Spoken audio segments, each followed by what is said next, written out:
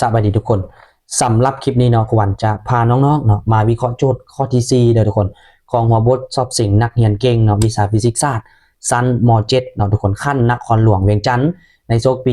2024-25ที่เพิ่นก็หาสิ่งผ่านมานี้เนาะเดี๋ยวเราจะมาเบิ่งกันว่าข้อที่4นี้หรือว่าข้อนี้นี่มันจะเป็นแนวใดแนวทางวิเคราะห์มันเด้อทุกคนได้โอเคเพิ่นว่าจงคิดไล่ความเข้มกระแสไฟฟ้า I1 I2 I3 แล้วก็ IC ดั้งรูปวงจรต่อไปนี้คือดั้งในรูปวงจรตัวนี้แหละทุกคนเนาะสำหรับทิศของกระแสไฟฟ้า I1 แมนเพื่อนให้มาชัดเจนนะทุกคนมาทางนี้อยู่วันนี้เนาะแล้วก็ทิศของกระแสไฟฟ้า I2 มันมาทางนี้ทิศของกระแสไฟฟ้า I3 มาทางนี้นะทุกคนแล้วก็ทิศของกระแสไฟฟ้า IC ก็มาทางนี้ชัดเจนแล้วเนาะบัดนี้ทุกคนเมื่อฮู้จังซี่แล้วเนาะสำหรับโจทย์ข้อนี้นะทุกคนเนาะมันจะเกี่ยวข้องกับกฎเกณฑ์เกียร์ซอบเด้อทุกคน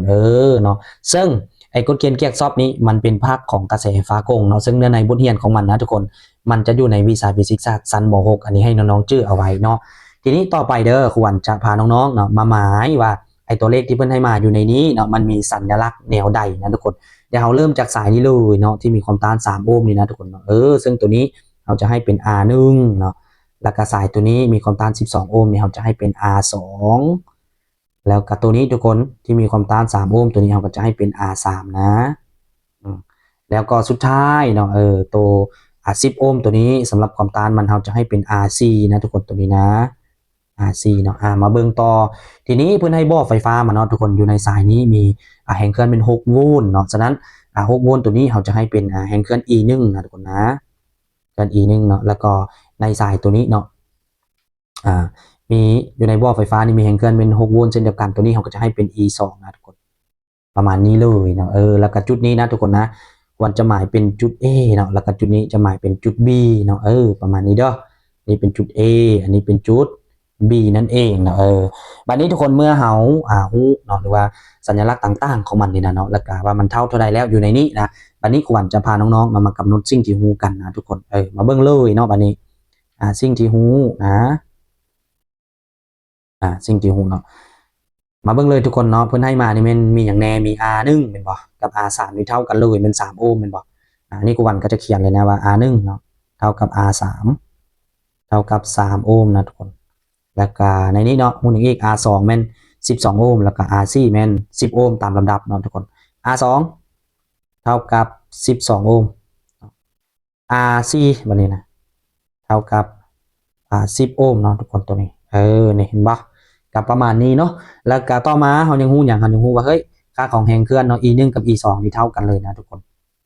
E1 เนาะเท่ากับ E2 ขนาดเท่ากันเลยก็คือว่า6โวลต์นั่นเองเนาะประมาณนี้ต่อไปทุกคนเพื่อนให้ซอกอย่างเนเนาะวันจะเขียนว่าซอกหานะทุกคนซอกหานี้เนาะตัวนี้นะทุกคนเพื่อนให้เพื่อนบอกมาชัดเจนอยู่เทิงแล้วนะว่า R1 R2 R3 R4 นี่เท่าใดเนาะมาเพื่อนอย่างฮู้เป็น I1 เนาะเท่าใดแล้วก็ I2 นี่เท่าใดแล้วก็ I3 เด้เนาะเท่าใดแล้วก็ IC เด้เท่าใดประมาณนี้เลยเนาะโอเคแบบนี้ทุกคนเราก็จะมาคิดแบ่งสัดส่วนกันเนาะเอางามๆประมาณนี้นะจบไปเนาะทุกคนสำหรับสิ่งที่ฮูนะประมาณนี้เลยแบบนี้นะวันนี้เนาะให้น้องๆมาสังเกตฮูต่อเนาะฮูตัวนี้วงจรตัวนี้นะทุกคนถ้าหากน้องๆว่าไม่เคยเห็นนะอันนี้มันคือยากใช่ป่ะเป็นฮู3แจได้เนาะเป็นแบบนี้เนาะแล้วเขาจะกำหนดเนาะได้แล้วแบบนี้อันนี้ง่ายๆเนาะหรือว่าถ้าน้องๆบทันเข้าใจในวิธีสังเกตของมันเด้อควรจะแต้มอีกเนาะวงจรตัวนึงขึ้นมาว่าง่ายคือว่าการแปลงวงจรตัวนี้แหละทุกคนไปเป็นอีกรูปนึงที่ให้น้องเบิ่งแล้วมันเบิ่งง่ายขึ้นนั่นเองเนาะเมื่อครูหวานแต้มแล้วน้องๆจะประมาณนั้นเนาะลองเบิ่งกันนะโอเคจากรูปนี้เนาะเดี๋ยวเราจะแปลงกันทุกคนนะแปลงไปเป็นอีกรูปนึงนะถ้ามิดเนาะครูหวานจะแต้มสายกลางนี่เลยนะทุกคนคือสายนี้สายที่มีความต้าน R2 หรือว่า12โอห์มนี่เนาะก็แต้มเลยแหละตัวนี้นะเห็นป่ะปึ๊บเนาะครูหวานจะแต้มจังซี่เด้อทุกคนอันนี้เนาะมีความต้านเป็น R อย่างเป็น R2 เนาะทุกคนเรียบร้อยเนาะได้ละเส้นนี้ต่อไปเนาะเราจะมาแต้มเส้นนี้กันเนาะแต้มแนวใดเส้นนี้เส้นนี้กับบุญยากทุกคนเราจะมาแต้มแนวนี้เนาะแล้วก็ขีดลงมาเอาไว้จังสีนะโอเคเนาะชึบอันนี้นะโอเคทุกคนประมาณนี้เนาะอันนี้เป็นอย่างอันนี้เป็น1เนาะเนี่ยต่อมาเนาะเราก็จะมาแต้มเส้นนี้ทุกคนที่มีความต้านเป็น R3 แต้มแนวใดล่ะอันนี้ก็บุญยากเนาะเราก็แต้มปึ๊บมาจังสี ปึ๊บลงมาคือเก่าไว้จังซี่นะทุกคนอันนี้ก็คือ R3 เห็นบ่ต่อมาบัดนี้เราก็มาแต้มเส้นนี้เนาะทุกคนที่มีหยังที่มีแห่งเกิน6โวลต์นี่ก็เป็นเส้นอยู่บนนี้เนาะทุกคน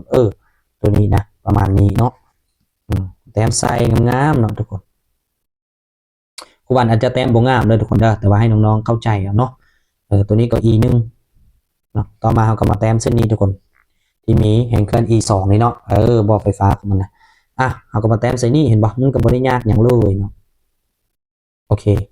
ว่าทุกคนอันนี้ก็ E2 เด็กสุดท้ายเนาะน้องๆก็มาแต้มนะเส้นตัวนี้เห็นบ่ที่มีความต้าน10โอห์มเขาก็มาแต้มใส่นี่เห็นบ่แบบงามๆจังซี่แล้วก็จบมันว่าทุกคนเนาะชืบเนาะออกมาจังซี่โอเคเนาะอันนี้ก็คือ RC ของเรานั่นเองนะทุกคนเนาะบัดนี้ก็มากำหนดเนาะกระแสไฟฟ้าเนาะในแต่ละจุดใส่เห็นบ่ทุกคน I1 เห็นบ่อยู่ใส่อยู่นี่อันนี้ก็อยู่นี่เห็นบ่กำหนดใส่เนาะนี่เป็น I1 I2 เลยนี่ I2 อยู่นี่เห็นบ่ทิศมาทางนี้เนาะเอากลับมาแต้มใส่ I2 เห็นบ่ I3 เด้เพิ่นก็บอกชัดเจนเนาะสายนี้ขึ้นอยู่นี่นี่ก็ขึ้นอยู่นี่หมด I3 สุดท้าย IC มันบอกตามรูปบอกมันหมายมาให้ชัดเจนนะมาทางนี้เนาะอันนี้เราก็มาแต้มใส่ว่าเฮ้ย IC มาทางนี้นะบ่ทุกคนแล้วเนาะจุดนี้ก็เป็นจุด B จุดนี้ก็เป็นจุด A เราก็มาแต้มใส่อันนี้ก็คือ B อันนี้ก็คือ A เห็นบ่ง่ายๆนะทุกคนมันบ่ได้ยากเนาะอันนี้ก็ B อันนี้ก็ A มันจบแล้วเนาะเห็นว่าจากที่เป็นรูปเนาะ3แจตัวนี้เนาะเป็นบล็อก3แจจังซี่ก็มาเป็นจังซี่แม่นบ่ทีนี้ทุกคนเนาะถ้าหากคือครูวันเว้าเบื้องต้นว่าตัวนี้มันเกี่ยวกับหยังมันเกี่ยวกับกฎเกณฑ์เกียร์ซอฟเนาะแน่นอนเนาะถ้าเกี่ยวข้องกับกฎเกณฑ์เกียร์ซอฟทุกคนเราก็ต้องมากำหนดว่าเฮ้ยไอในรูปตัวนี้มันมีจักรวงจรอยู่ในนี้เนาะหรือว่ามีจักรบล็อกหรือมีจักรรูปนั่นเองนะทุกคนวิธีสังเกตก็ง่ายๆเด้อทุกคนเด้ออันนี้มันมี3บล็อกมันบอกมี3บล็อกกันแน่นอนครับว่ามันมี3รูปเนาะคือเห็นบ่อันนี้บล็อกที่1อันนี้ก็เป็นบล็อกที่2อันนี้ก็เป็นบล็อกที่3ตามลำดับจังซี่ก็จะง่ายที่สุดนะทุกคนเนาะเมื่อเอาฮู้จังซี่แล้วบัดนี้ว่ามันมี3บล็อกหรือ3รูปนะทุกคนทีนี้เนาะเราจะมากำหนดเนาะทิศของกระแสไฟฟ้าอยู่ไหนแต่ละรอบสายของแต่ละบล็อกนี่ว่ามันจะแล่นไปในทางทิศทางใดเนาะเพื่อให้มันเป็นทิศทางเดียวกันนั่นเองเด้อทุกคนคือตัวนี้เนาะครูวัดจะง่ายๆเดี๋ยวทุกคนก็จะเริ่มจาก I1 ตัวนี้เลยมันให้มาแล้วเนาะ I1 มาทางนี้เห็นบ่ฉะนั้นเนาะเราก็จะกำหนดมาว่าเฮ้ยไอทิศของกระแสไฟฟ้าที่มันแล่นอยู่ในรูปที่1หรือว่าบล็อกที่1นี่มันเป็นตามเส้นสีดำที่ครูวัดขีดลูกศรเอาไว้นี่นะทุกคนนะคือตัวนี้นั่นเองเนาะว่าเป็นทิศของกระแสไฟฟ้าในรูปที่1เนาะรูปที่2ได้ทุกคนรูปที่2นี่เขาก็ตาม I2 นี่เลยเนาะเอ้ยทั้งหมดนี่เขาจะให้มันแล่นลักษณะนี้นะกระแสไฟฟ้าอยู่ในสายหอบในบล็อกที่2ตัวนี้เนาะทุกคนประมาณนี้นะตาม I2 ตัวนี้เลยมันก็จะคิดได้จังซี่เนาะต่อมาเนาะอยู่ในบล็อกที่3ของเราได้ทุกคนอันนี้เขาก็ง่ายๆเนาะเพื่อให้ IC มาทางนี้มันบอกทุกคนฉะนั้นเนาะทิศของกระแสไฟฟ้าทั้งหมดที่แล่นอยู่ในสายหอบของบล็อกตัวนี้เนาะเราก็จะกำหนดตาม IC นี้เลยเด้อประมาณนี้นะโอเคมันก็จะมาทางนี้เนาะทุกคนเด็กจบแล้วบัดนี้นะเอาได้แล้วเนาะสำหรับการใช้กฎเกณฑ์เกียร์ซอฟนี่เนาะทุกคนในการวิเคราะห์วงจรพวกนี้เด้อครูวันจะเว้าจังซี่เนาะตามเทคนิคที่ครูวันมักใช้เนาะทุกคนตัวนี้แม่นครูวันจะบ่ใช้กฎเกณฑ์ที่1นะทุกคนเป็นอย่างจึงว่าบ่ใช้กฎเกณฑ์ที่1เนาะถ้าเราใช้กฎเกณฑ์ที่1เราจะได้กำหนดคอร์ดเนาะทุกคนว่าให้กระแสแบบเข้าคอร์ดออกคอร์ดเป็นอย่างนั้นเนาะแต่ว่าวิธีนี้เนาะแม่นเราจะบ่ใช้แบบกฎเกณฑ์ที่1เลยเราจะใช้แบบกฎเกณฑ์ที่2อย่างเดียวนะทุกคนซึ่งเราจะบ่ได้กำหนดคอร์ดเนาะแล้ววันนี้นะทุกคนนะครูวันจะหมายเป็นแป๊กน้อยนึงเนาะเป็นอย่างจึงว่าแป๊กเนาะอันนี้ให้น้องเข้าใจนะวันจะหมายขึ้นมาเพิ่มเติมเนาะก็คือว่าถ้าหากว่ากระแสไฟฟ้าในรูปที่1บ่ทุกคนมันแล่นจังซี่มาซี่บ่มานี่แล้วมันก็จะมีทิศเข้ามาทางนี้บ่อันนี้นะทุกคนนะเขาก็จะหมายว่า I1 มันก็จะเข้ามาทางนี้นะอันนี้ I1 แป๊บเดียวนะ I1 เนาะแล้วก็แน่นอนเนาะมาเบิ่งเนาะในรูปที่2เนาะทุกคนกระแสไฟฟ้ามันแล่นมาทางนี้บ่มานี่มานี่มันก็จะเข้ามานี่เนาะทุกคนขึ้นมาจังซี่นะสุดท้ายเนาะอันนี้นะ I2 มันจะเข้าสายตัวนี้เนาะเป็นในทิศทางนี้แล้วบัดนี้เด้อทุกคนเด้อในการกำหนดเนาะกระแสไฟฟ้าที่เข้าอยู่ในสายร่วมกันของระหว่างรูปที่1กับรูปที่2นะหมายความว่ามันจะมี I1 กับ I2 เนาะงอกขึ้นมาถ้าตามวิธีที่ครูวันจะวิเคราะห์ต่อไปนะทุกคนแล้วครูวันจะหลีกเลี่ยงเนาะบ่ให้มี I3 ขึ้นมาในนี้ I3 นี่มันบ่ได้หายไปใส่เด้อทุกคนแต่ว่าเราจะไปซอกบัตรสุดท้ายแต่เราจะบ่ไล่ I3 เข้าไปในเบื้องต้นเนาะเราจะไล่เฉพาะในสาย AB นี่จะมีเป็น I1 กับ I2 ซึ่งว่ามันมีทิศตรงกันข้ามกันนะตอนนี้อันนี้ให้น้องๆจื้อเด้อเทคนิคตัวนี้เนาะหรือถ้าน้องคนใดเนาะยังบ่เข้าใจที่ครูวันเว้าตอนนี้นะ ให้กลับไปเบิ่งเนาะครูวันเอาลงไว้ YouTube ไปแล้วว่าหลักการของหรือว่ากฎเกณฑ์เก็บซอฟต์ในทั้ง1ทั้ง2หรือว่าการกำหนดเป็นอย่างต่างๆเว้าไปละเอียดตอนนั้นละเด้อทุกคนเด้อโอเคเนาะบัดนี้เมื่อเฮาได้จังซี่ปุ๊บทุกคนเนาะเฮาก็มาเลยเนาะทุกคนเอาใช้กฎเกณฑ์ที่2ของเก็บซอฟต์เนาะก็คือว่าผลบวกพฤษคณิตของแห่งเคลื่อนเท่ากับผลบวกพฤษคณิตของเอิ้นว่าผลลบระดับไฟฟ้านั่นเองนะทุกคน โอเคเนาะคือแน่นอนเนาะทุกคนเนาะรูปที่1ก็คือรูปนี้นะเอาก็จะครูวันจะเขียนเลยนะบัดนี้เนาะเอาพิจารณารูปที่1จะเขียนอันนี้ได้ว่าพิจารณาเนาะพิจารณานะทุกคนบ่เป็นพิจารณีนะพิจารณารูปที่1เนาะรูปที่รูปที่ก็คือรูปนี้เด้อทุกคนเด้อรูปที่1ก็คือรูปนี้เนาะทีนี้เนาะเฮาก็เริ่มจาก e เลยเนาะว่าผลบวกพฤษคณิตเด้อทุกคนเฮาก็มีหยังมีบ่อไฟฟ้าจักอันเนาะอยู่ในรูปที่1เนาะอยู่ในรูปที่1ก็มีบ่อตัวเดียวบ่ทุกคนซึ่งว่าซึ่งขอโทษเนาะซึ่งว่าเนาะกระแสไฟฟ้าตอนนี้เนาะที่แล่นอยู่ในนี้ทิศของเฮากำหนดพอดีมันเข้าลบเนาะแล้วก็มาออกบวกจังซี่แสดงว่า e 1นี่เนาะมันก็จะกลายเป็นบวกเลยเด้อทุกคนเด้อถ้ากระแสไฟฟ้าเข้าลบออกบวกมันจะกลายเป็นบวกเลยเนาะสำหรับ e ตัวนี้นะต่อไปเนาะมาเบิ่งทุกคนมาเบิ่งดูว่าผลบวกพฤษคณิตของผลลบนี่นะเป็นเท่าใดเนาะแน่นอนผลบวกพฤษคณิตของมันก็จะเป็นอย่าง i คูณอย่างทุกคน i คูณ r เนาะถ้ามี r น้อยเฮาก็บวก r น้อยต่อไปนะทุกคนอันนี้ก็ง่ายๆประมาณนี้เนาะทีนี้เนาะเฮาบ่ได้มี r น้อยหรือว่าบ่ได้มีความต้านในแม่นบ่อยู่ในบล็อกตัวนี้ก็จะง่ายเลยนะทุกคนซึ่งว่าตัวนี้เนาะเบิ่งนะทุกคนเฮาจะเริ่มจากจุดนี้นะกระแสไฟฟ้าแน่นอนเนาะมันแล่นมานี่ปึ๊บมันก็จะมาเข้าอย่างมาเข้า i 1ตัวนี้แสดงว่ามันก็จะเป็น i 1คูณ r 1มันบอกนะตอนนี้เด้อ i 1เนาะคูณกับ r 1เนาะทุกคนบวกต่อไปเนาะทุกคนเวลานี้เนาะเฮาเบิ่งนะทุกคนนะกระแสไฟฟ้าเมื่อมันมาเข้าขอโทษมาเข้า r 1นี่แล้วมันก็จะแล่นมาแล้วมาเข้าสายนี้มันบอกi 1นี่ก็จะมาเข้ากับ r 2ตัวนี้มาผ่าน r 2ตัวนี้แต่ประเด็นคือสายนี้มันบ่ได้มีแต่ i เดียวนะทุกคน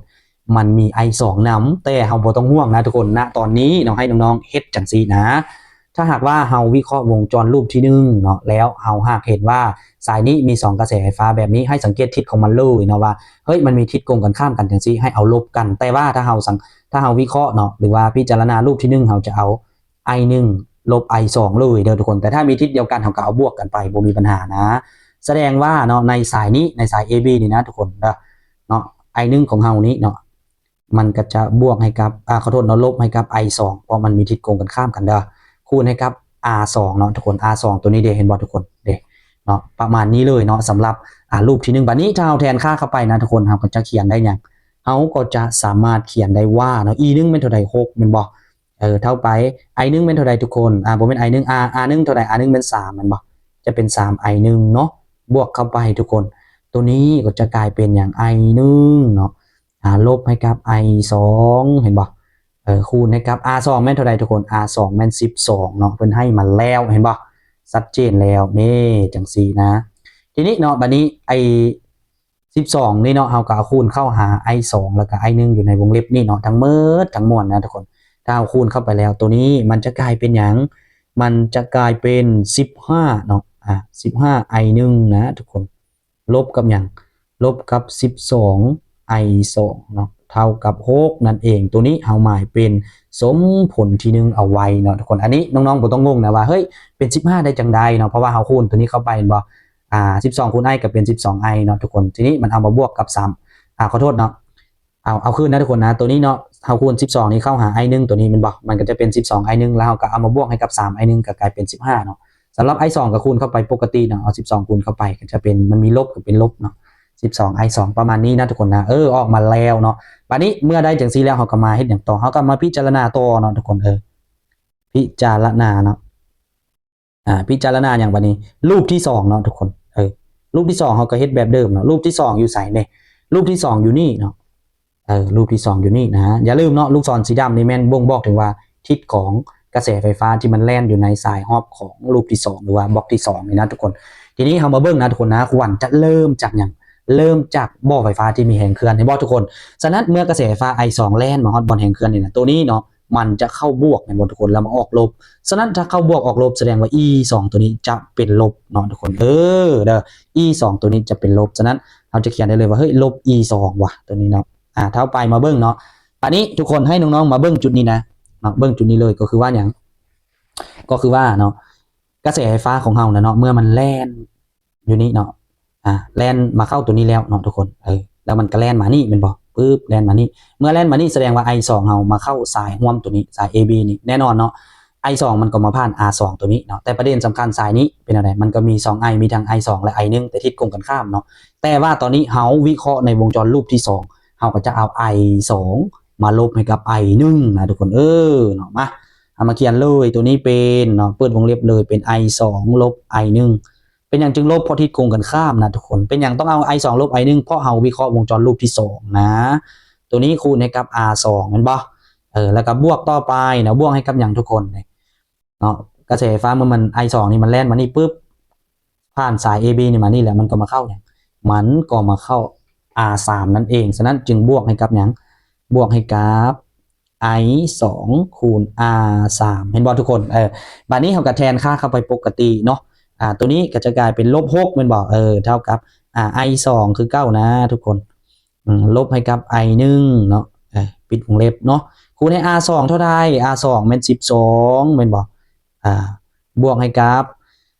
R3 เป็นเท่าไรทุกคน R3 ก็3เนาะเป็นคูณ I2 มันบอกทั้งหมดทั้งมวลบัดนี้ถ้าเราคูณเข้าไปนะทุกคนเนาะมันก็จะกลายเป็นอย่าง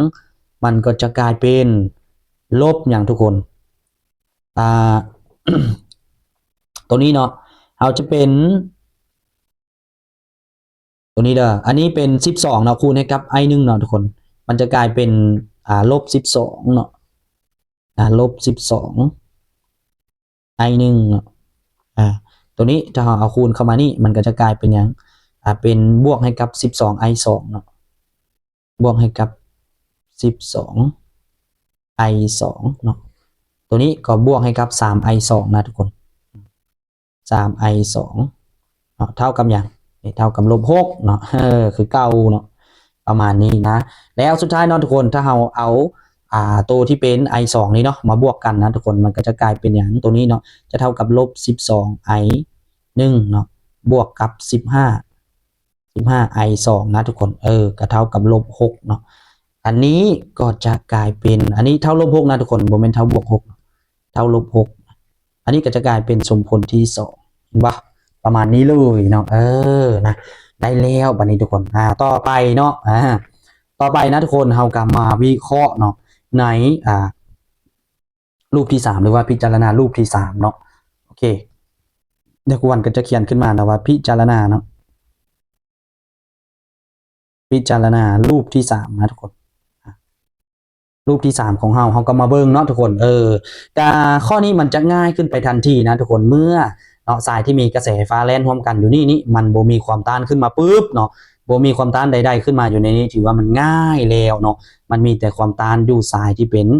เอกราชของมันหรือว่าสายที่บ่มีกระแสไฟฟ้าแบบมาแล่นร่วมกันจังซี่นี่นะทุกคนมันจะง่ายแล้วเนาะวันนี้ทุกคนตัวนี้เราก็สามารถเขียนได้เลยเนาะมาเบิ่งดูว่าเฮ้ยเนาะอยู่ในสายฮอบตัวนี้นะทุกคนนะมีจัก e เนาะมีจัก e ทุกคนมี2 e มี e 1กับ e อย่าง e 2มันบอกฉะนั้นมีทิศกงกันข้ามกันอีกมันบอกทุกคนเบิ่งนะเนาะตัวนี้ลบอยู่นี่บวกอยู่พี่เนาะไอ้นี้ไอ้นี้บวกอยู่พี่ลบอยู่พี่มีทิศกงกันข้ามกันฉะนั้นเนาะ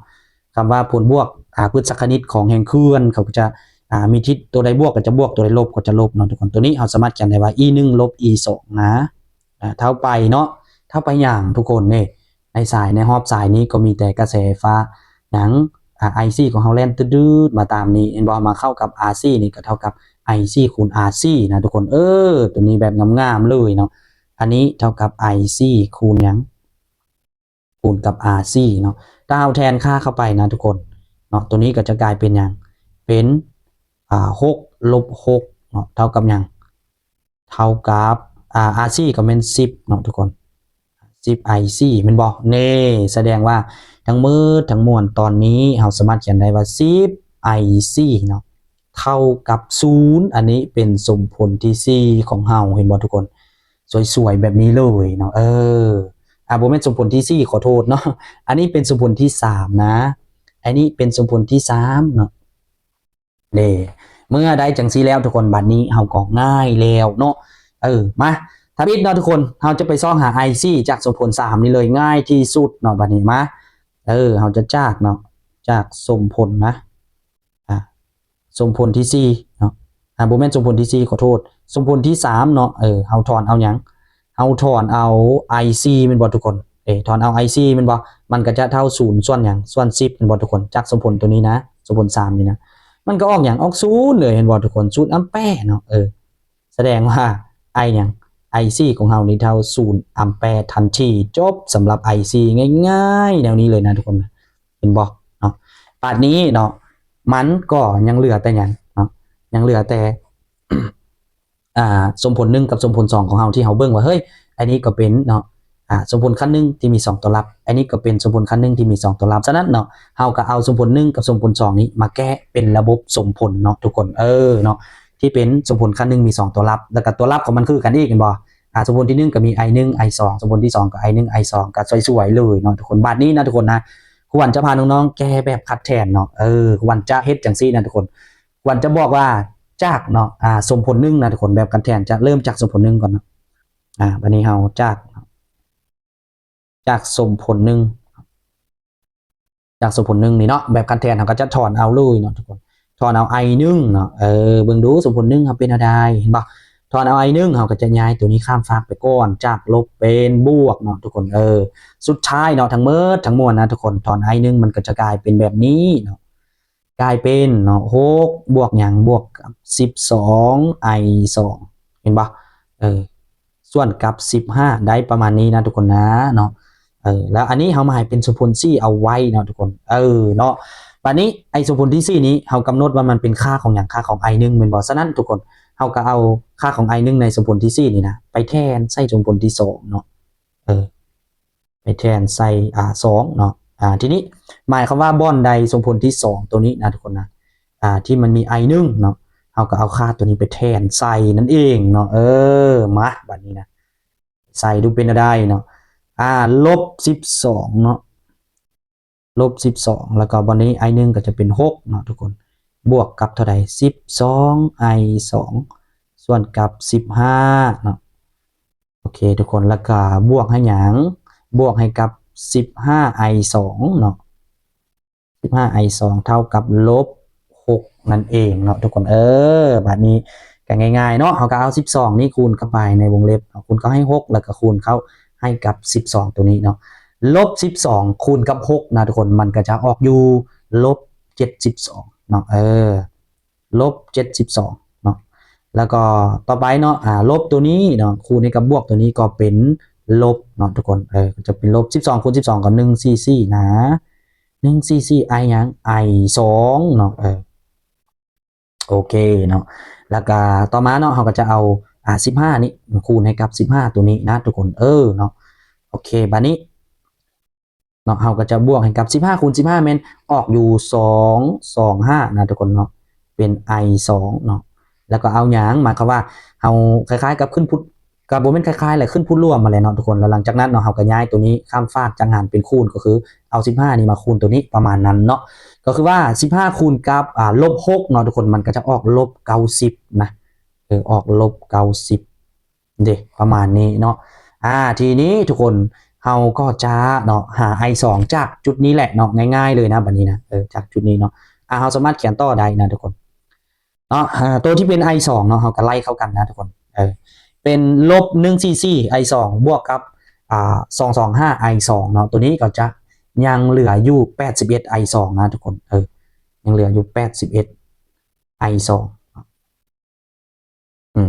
แล้วเท่ากับอย่างบัดนี้เนาะเฮาก็ย้ายตัวนี้ข้ามฟากจากลบนะทุกคนข้ามมานี่เป็นบวกเนาะลบ90บวก72เนาะมันก็จะออกอยู่ลบ18นะทุกคน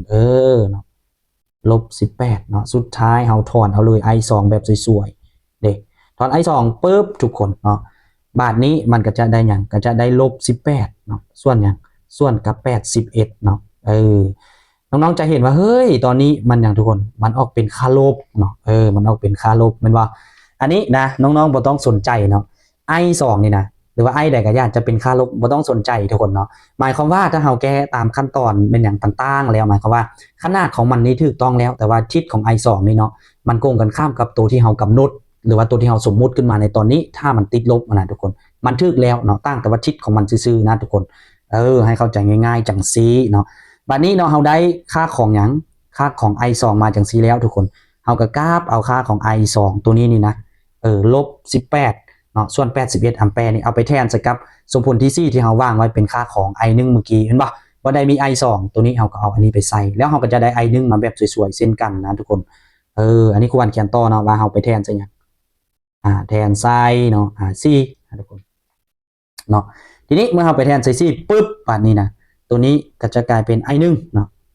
I1 เท่ากับอย่าง6เนาะบวกกับเท่าไหร่บวกกับ12เนาะคูณให้กับ I2 เนาะอันนี้ก็จะเป็นลบกับ18ส่วนอย่าง18ส่วนกับ81เนาะ81นะทุกคนปิดวงเล็บเนาะทั้งหมดนี้ส่วนให้กับเท่าไหร่ทั้งหมดนี้ส่วนให้กับ15นั่นเองเนาะไล่ต่อไปเลยนะทุกคนออกเท่าใดมาเบิ่งกันเนาะบัดนี้เนาะตัวนี้ทุกคนเอา12นี้คูณเข้าไปเนาะ12คูณ18นะทุกคนมันก็เท่า216เนาะตัวนี้เราก็เขียนเป็นลบ6เอาไว้บ่แม่นลบ6เนาะ6เอาไว้ทุกคนเนาะแล้วก็ลบให้กับเท่าใด216เนาะส่วนให้กับ81เนาะทั้งหมดนี่ก็ส่วนให้กับ15คือเก่าเนาะบัดนี้ทุกคนเนาะเอาก็มาไล่ตัวนี้เนาะง่ายๆเนาะก็เอา81นี้เนาะคูณ6ได้เท่าใดแล้วก็มาลบให้กับเท่าใดลบให้กับ216เนี่ยแล้วก็มาหาร81คือเก่าเนาะทุกคนอันนี้ง่ายๆนะตัวนี้ถ้าเราไล่ต่อไปเนาะมันจะเท่ากับเนาะ270ส่วนกับ81นะทุกคนเนาะ81แล้วก็ทั้งหมดนี่ส่วนให้กับ15นั่นเองนะส่วนให้กับ15เขาก็อาศัยเนาะละกันนอกคูณนอกในคูณในเข้าไปเด้อทุกคนเด้อเนาะก็สังเกตง่ายๆเนาะเบิ่งเฮ้ยไอเครื่องที่เพิ่นคิดเป็นเลขส่วนนี้ที่อยู่ระหว่างกลางเครื่องหมายเท่านี้เห็นบ่เราก็สังเกตตัวเทิงนี้เป็นส่วนสมบูรณ์แล้วนะมีทั้งจำนวนพูดและมีทั้งพูดเห็นบ่ตัวรูปนี้มีตัวเดียวจังซี่เพิ่นเอิ้นว่าจำนวนพูดแสดงว่าพูดของมันเป็น1เห็นบ่เราก็เอานอกคูณนอกในคูณในก็เอา1ตัวนี้คูณขึ้นมาให้ตัวนี้ในคูณในก็คือ15คูณให้81เนาะทุกคนสุดท้ายเนาะตัวนี้เราก็จะได้270เนาะทุกคนส่วนให้กับอย่าง81เนาะ81คูณ15เด้อทุกคนเด้อตัวนี้ครูวันจะเขียนย่อหน่อยนึงเนาะ270นี่นะทุกคนเราสามารถเขียนเป็นอย่างเป็น18คูณ15ได้เด้อทุกคนเด้อเนาะฉะนั้นถ้าหากว่าตัวเทิงนี้เนาะเราแยกเป็น18คูณ15ได้ก็ยังเหลือแต่อย่าง18ส่วนกับ81นั่นเองเห็นบ่ทุกคนออกมาเป็นอัมแปร์อันนี้ก็คือค่าของ I1 แบบงามๆคือครูวันเว้าเมื่อกี้เนาะว่า18ส่วนอย่างส่วน81นั่นเองเนาะเป็นอัมแปร์จบสำหรับ I1 เนาะบัดนี้ทุกคนถ้าเนาะเฮาได้อย่างมาบัดนี้เนาะเฮามาเบิ่งนะเฮาได้ I4 เป็น0แล้วก็ได้ I2 มาแล้วเนาะแล้วก็ได้ I1 มาแล้วยังเหลืออย่างยังเหลือ I3 มันบ่ในสิ่งที่ฮู้ที่เพิ่นต้องการจอกหาบัดนี้เนาะมันบ่ได้เสียไปใส่นะทุกคนแค่ตอนเขียนแบบสมผลกูวันบ่เอามาใส่เนาะก็คือว่าเฮาก็มาซอกหากระแสไฟฟ้าที่มันแล่นอยู่ในอย่างอยู่ในสาย AB ตัวนี้นะทุกคนนั่นก็คือ I3 มันบอกก็ง่ายๆเลยเนาะมาบัดนี้เราจะมาเขียนต่อว่าเราจะมาซอกหาซอกหา I3 เนาะ I3 นี่นะทุกคนอันนี้ครูวันจะเขียนคำอธิบายในนี้ก็คือว่าเป็นกระแสไฟฟ้านะกระแสไฟฟ้าในเนาะในสายห่วมเนาะสายห่วมก็คือว่าเป็นสายห่วมกันที่กระแสไฟฟ้า I1 กับ I2 แล่นนะเนาะทุกคนเป็นครูวันจะเขียนว่าเป็นสายห่วม AB แล้วกันเนาะแน่นอนเลยทุกคนเราสังเกตง่ายๆเลยเนาะว่าอยู่ในสายนี้นะว่ากระแสไฟฟ้า I1 กับ I2 นี่นะเนาะมันทิศตรงกันข้ามกันฉะนั้นเขาก็จะอย่างเขาอยากได้ I3 เขาก็จะเอา I1 ลบ I2 เลยนะทุกคนเนาะโอเคทีนี้เนาะควรก็เขียนว่าจากตัวนี้เลยนะจากว่าเฮ้ย I3 นี้ก็จะเท่ากับ I1 ลบ I2 เลยเพราะว่า I1 กับ I2 มีทิศตรงกันข้ามกันเด้ทุกคนเนาะทีนี้เราก็แทนเข้าไปบาทนี้นะเมื่อเราแทนค่าเข้าไปปุ๊บเนาะน้องก็จะเห็น I1 ขอโทษเนาะแม่นแล้วเนาะ I1 เนาะทุกคน I1 แม่น18เนาะส่วนกับเท่าใด81แม่นบ่เนาะลบให้กับ I2 ก็จะเป็นลบ18คือกันเนาะส่วนอย่างส่วน81แม่นบ่จังซี่นะตัวนี้ทุกคนลบคูณลบก็เป็นบวกเนาะสรุปคือเนาะถ้าพูดคือกันจังซี่นะทุกคนเขาก็จะอย่างเขาก็จะรักษาพูดเอาไว้แล้วเอาจำนวนพูดบวกกันเนาะพูดก็จะเป็น81คือเก่าจำนวนพูดเนาะ3ขอโทษ18บวก18ก็จะเป็น36นั่นเองนะทุกคนอัมแปร์เห็นป่ะออกมาแล้วอันนี้ก็คือ I3 เนาะก็คือ I3 ของเฮาเนาะเท่ากับ36ส่วนกับ81เนาะอัมแปร์แบบสวยๆเนาะบาร์ฮอตบอนนี่เนาะถ้าน้องๆเขาสงสัยว่า แล้วอันครูวันเฮาสามารถเอา i2 ลบ i1 ได้บ่ได้นะทุกคนมันก็ออกคือเก้าตั้งแต่ว่าตัวนี้มันจะติดอย่างมันจะติดลบเนาะทุกคนเมื่อติดลบก็แสดงว่าขนาดของมันถูกแล้วเนาะตั้งแต่ว่าทิศของมันจะโกงกันข้ามกับตัวที่เฮากำหนดนี้บ่ได้มีปัญหานะทุกคนได้คือกันเนาะเนาะสรุปบัดนี้เฮาก็มาจบแล้วเนาะทุกคนสำหรับข้อนี้นะได้ทุกอย่างแล้วเฮาก็มาตอบเนาะเดี๋ยวครูวันจะเขียนจังซี่นะทุกคนนะตอบเนาะเฮาก็จะมีเรียงลำดับเลยนะครูวันจะเขียนเด้อประมาณนี้เนาะทุกคน i1 เนาะเอาได้มาแล้วแม่นเท่าใดแม่น18เนาะส่วนหยังส่วนกับ3บ่แม่นเนาะส่วนกับ3ส่วนกับ81เนาะเป็นแอมแปร์เด้อแล้วก็ i2 เนาะ i2 นี้เนาะทุกคนมันจะเป็นลบหยังลบ18ส่วนหยังส่วนกับ81เนาะแอมแปร์เนาะเช่นเดียวกันแต่ว่าครูวันจะเขียนคำอธิบายเนาะไอ้เครื่องหมายลบนี้คือครูวันเว้าเบื้องต้นนะทุกคนเนาะเครื่องหมายลบเนาะหมายความว่าเนาะหรือว่าหมายถึงเนาะทุกคนหมายความว่านะ ทิศของทิศของ i2 เนาะโกงกันข้ามเนาะโกงกันข้ามกับที่เฮากำหนดเนาะกับทิศที่เฮากำหนดกับทิศที่เฮากำหนดเนาะประมาณนี้นะทุกคนนะ